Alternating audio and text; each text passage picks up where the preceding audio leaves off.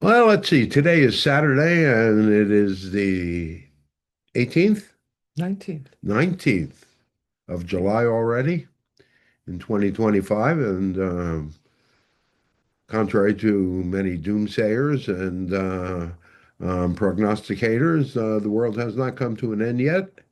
And so we thought that we'd give you a couple of little things for a Saturday afternoon and a weekend that you might consider as the dynamics of possibilities of realities that you tend to beginning to be in place where it's time to make some choices.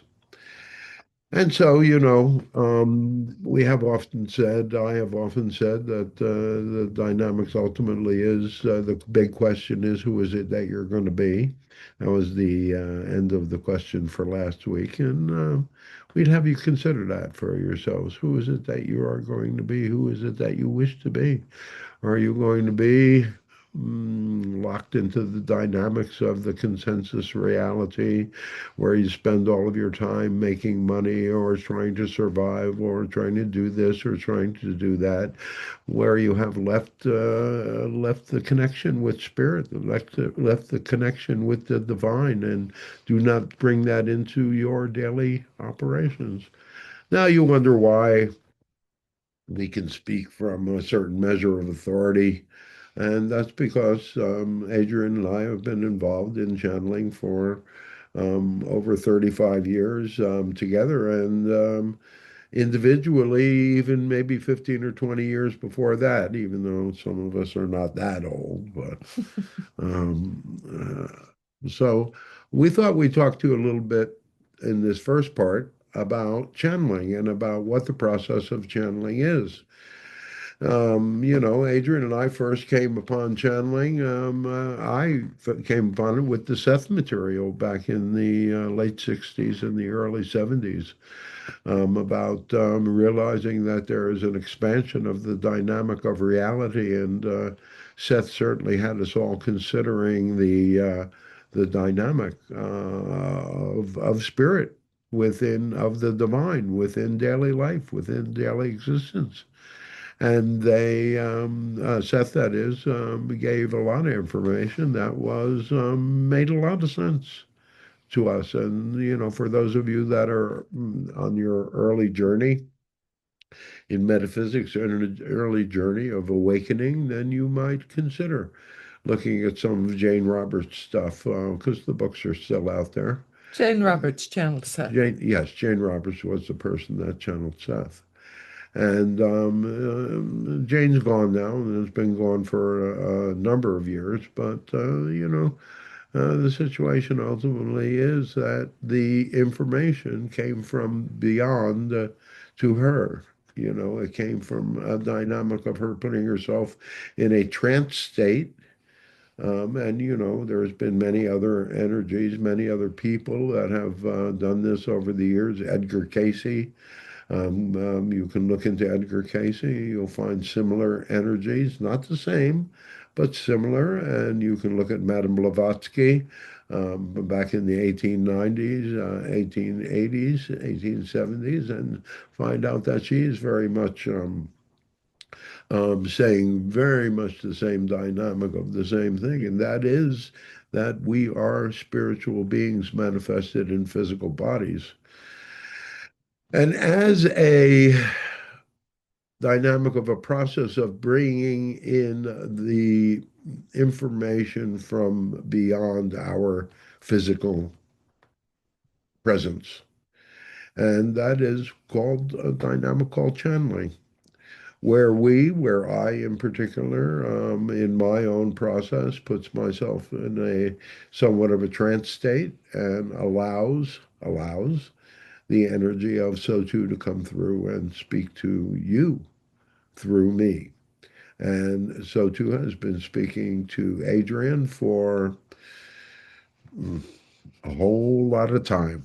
Years. And yes, and she has had a great deal of experience with them. And I'm going to turn part of it over to her in a little while to explain it. But for you all, channeling for me, I was a very pragmatic individual, and for me to break into doing something like this seemed to be very, what shall we say, alien to who I was and to my being. So, and I'll tell you, the process of channeling. So anyway, I'm sorry, I'm skipping ahead. Getting into the dynamics of channeling, it began as an exercise. It began as something that doing it by the numbers. At first, I would go into a relaxed state, and it used to take me a little time. And I would go in. I would imagine that I was in a room, and this room had a door and a chair, and that was it. And I would imagine that I would sit down in the chair and invite an energy, because before that was way before SOTU ever came in. This was probably 19 what, 92. 92 or 93. That I would allow that energy to come through, and I would imagine the energy coming down the stairs, opening up the door, and um, coming in, and me getting up out of the chair, the energy sitting down in the chair, and me going and turning around and going through the doorway and up the stairs, closing the door behind me. And when I closed the door behind me, I tended to not remember a lot of what was going on, except under those circumstances where I was really interested in what the conversation was about. And, that could have been about anything from metaphysics to sexuality. And all of that stuff was being discussed back in those days, because the energy of SOTU gives a perspective that's outside of the hierarchy. It's outside of the masculine energy, outside of the feminine energy, and is presented in a way that allows you to really make sense of a lot of things. So the dynamic of channeling is one of putting yourself in the proper resonance, the proper frequency, allowing the energy to come through, and basically just allowing it to come out of your mouth. However, there are certain pitfalls in that dynamic. And one of the pitfalls, as I said, was to be very invested, very involved in some of the subjects, some of the things that were coming through, and with my own opinion, which tended to be different than the energies. Because, I was kind of blue collar, rednecky kind of guy back in the day. So, channeling has the reason that we know that channeling is real, and the information that comes through from SOTU to us is real, is simply because we've done it for so long, and so many things have been validated and have been understood. Adrienne, do you want to add something here? Well, as the primary recipient of working with SOTU and an energy of Ezekiel that was before that, which Josh channeled for 8 years, and then SOTU came in, I can absolutely say that their energy is real because I've seen it prove out in my life, and I've seen it prove out in the lives of hundreds, if not thousands, of other people that we've interacted with through workshops, through intensives, through expos. And although what they often offer can be challenging to our old beliefs and our old beliefs about ourselves, our old beliefs about the world, our beliefs about what's possible, and therefore sometimes it can be a little uncomfortable, it is always proven out. Mhm. Well, one of the things that SOTU always said about this work was comfort was never a prerequisite. Well, So, there is that. if you look at the dynamics of how we motivate ourselves, we tend to motivate ourselves through the dynamics of negativity. Discomfort, sure. Yeah, well, very few people are in that positive frame of mind on a consistent enough basis. Allow those of you that are, what shall we say, victims of your emotions. You allow certain dynamics to take you off of center to have you forget that you are, in fact, divine. Go ahead. Editing is a magical thing, is it not, my friends?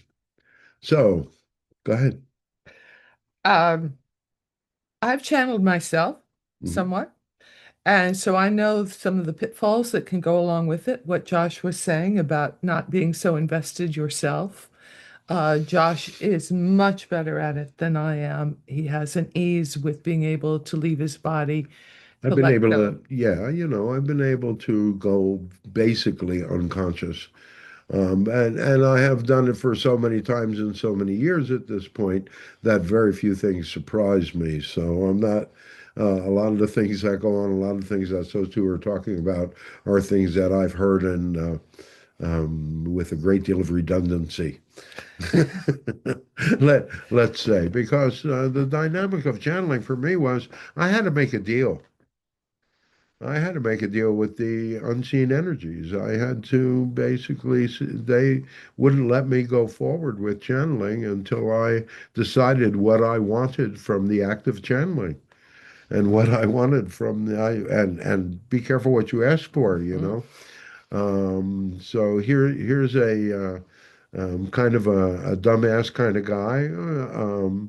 Well, I wasn't totally dumbass, but I was driving a cab at night and doing desktop publishing during the day in order to make enough money for us to get by. And Adrienne was making dolls, and we were yeah, we could consider us quite successful in what we were doing in everything except for monetary advancement. So the dynamic of channeling all of a sudden seemed to be an opportunity to fall into something that really went right along with who we believe that we are, who we believe, not believed.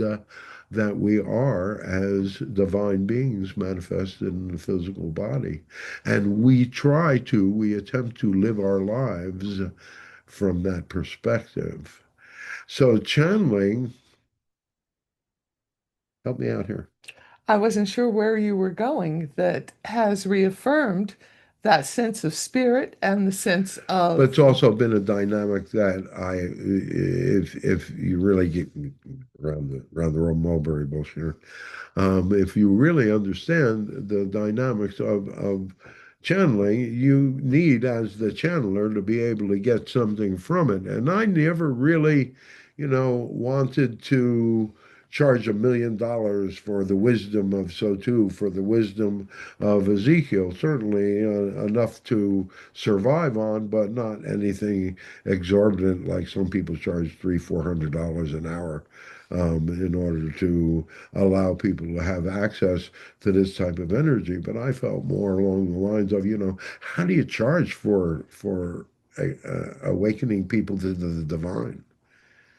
And so, there's always been that sort of that dynamic of energy of what's your motivation. Our motivation was never really about money. Our motivation was about the creation of peace. well, I was just going to say, you didn't finish that piece about what you got out of it. What did you Oh, ask well, for? see, the Mm. whole dynamic of what did I want from it was, being the old hippie that I was and still am, find myself in a position where I'm longing for peace, where I was longing for peace back then, and I'm longing for peace right now. So within that whole dynamic, I figured, it's hard to make peace as a dumbass.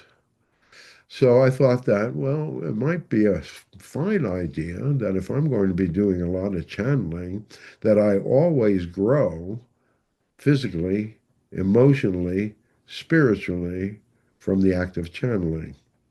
And that's why I say, be careful what you ask for. Because I now find myself, after having had a 35-year journey within this dynamic of spirituality, of metaphysics, of understanding. It doesn't mean my personal life is perfect. Mhm. or hers either. Mm-mm, But mm-mm. but our life is filled with a great deal more ease than the average person.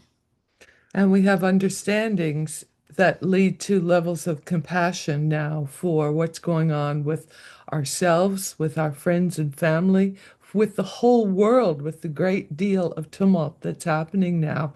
It's a, it's from a certain It's time. perspective, it's a beautiful movement of consciousness within humanity, and we have opportunities now for beyond just peace and the Let, expansion of, let's not go too far. all right, we'll settle for It seems peace. like yes, and if you notice, every once in a while, if you begin to watch our videos, that I will rein Adrienne in a little bit because the dynamic is that we wish to present this as a perfectly natural, normal dynamic.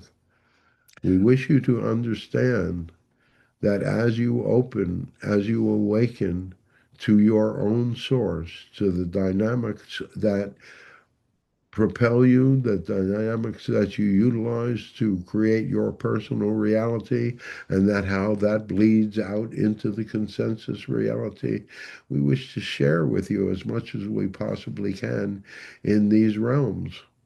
We realize we're newbies on TikTok and we're just beginning, but certainly you should check out the Peace Genesis Project site, which is basically the things that SOTU gives us on a weekly basis, broken up into small enough pieces that they are easily digestible, or you can watch on our channel, my channel, hippiemystic.sotu, and have the full videos as they were taped with minimal amount of editing. The Peace Genesis Project, go ahead. No, I just want to say, because we're new to TikTok, I'm looking to see what people have out there. And there's a lot of people starting to venture into channeling. And we're happy to have conversations with people about that process because it is an unknown field. And we have a lot of experience, and there are some pitfalls, but there are some great connections to Well, spirit and to there's more wisdom. positive things, certainly more positive Mhm. things to be had than just processing.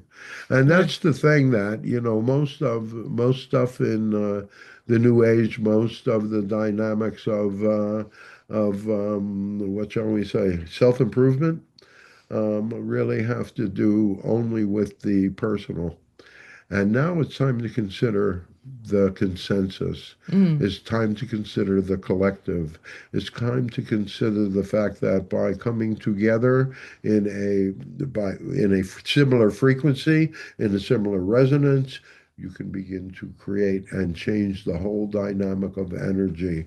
If you look at what's going on in the world right now, nothing is stagnant. Everything is moving. Everything is changing, and so are you. And so the you that exists today may not be the same you that exists tomorrow, simply through the dynamics of the reflections of reality, because that's the dance. You are involved, you are in a dance of creation. You are in a dynamic of a dance of reality, a dance of divinity. And That sounds like a workshop we did once. does. Or And it's so much more fun and exciting, and you can really start to grok things. You have to look that word up if you're younger than us. Understand and really integrate the movement that you're making and the whole consciousness and the consensus is making when we do it together. We learn from each other so much more easily than having to do it alone. So that's another reason So for we're Josh kind of and I, and we're kind of so too. recruiting right now, but we're not really recruiting. We would like you to, if you are interested in any of this type of information of having access, we are open to, just drop me a comment. drop me a line if you have any questions. We'll bring it in. We'll allow SOTU to answer them, or SOTU will allow us to answer them. And we can go from there. SOTU is a source of the divine, is a source of understanding that gives us hmm, an advantage in moving forward in our reality. We've been taught so many things that are wrong. Maybe you all don't have to learn them all because others have made the mistakes before you. Mm. Maybe you don't have to, but in order to do that, you do have to be willing to listen. Have to be willing to be objective. You have to be willing to have discernment. If you have those two things, you will get through everything in the future with quite a bit of ease. Yes, Adrian. Well, and also, so too would be the first in Ezekiel when they were here, would often say, question everything that they say. Decide whether it rings true for you in your truth, in your heart. And that's the ultimate guide for you in all of this area of metaphysics, channeling, spirituality. What rings true in your soul and in your heart. And if you find truth there, we're more than happy and willing to expand that truth with you. Yeah, well, here we go. So, Adrian thought we were going to do this in two parts, but we're not. We're just going to do it all at once. Because I think it would be appropriate now, after a discussion about this, for me to bring through SOTU and allow Adrian has a couple of questions, I believe, which he believes SOTU is not going to answer. But and because a lot of times they'll come through with information with on the energies that are going on right now that even we are not aware of. So, Mm. are you ready? I am ready. Okay. So I'm going to go into trance. So I'm going to go into channel, and this is because I've been doing this for so long. This has been become quite an easy task for me. I just simply close my eyes and I don't even have to say anything. I just move into a place of allowance, and so too will come in and will come talking to you. It's interesting how some channels have to go through a great deal of rigmarole in order to bring through the energy, and I think that that's kind of just acting in a way to make it seem more profound than it actually is. And but I don't do that, and so within that whole dynamic. Welcome back, my friends, to the trip that never ends. Here we go.